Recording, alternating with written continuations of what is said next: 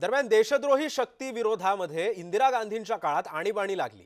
बाळासाहेबांकडून आणीबाणीचं समर्थन होतं। सध्या देशामध्ये अघोषित आणीबाणी होती अशी टीका संजय राऊतांनी केलेली आहे।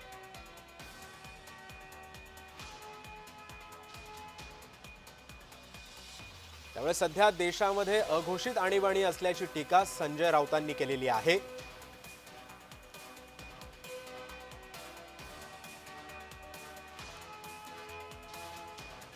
त्यामुळे देशद्रोही शक्ती विरोधात इंदिरा गांधींच्या काळामध्ये आणीबाणी होती आणि त्या आणीबाणीचं समर्थन जे होतं ते बाळासाहेबांनी सुद्धा केलेलं होतं। मात्र सध्या देशामध्ये अघोषित आणीबाणी असल्याची टीका खासदार संजय राऊतांनी केलेली आहे। गेल्या 10 वर्षांमध्ये देशामध्ये अघोषित आणीबाणी, अघोषित प्रचंड भ्रष्टाचार, काळा बाजार, आपापल्या लाडक्या उद्योगपतींवरती सरकारी संपत्ती अशी लुटली जाते।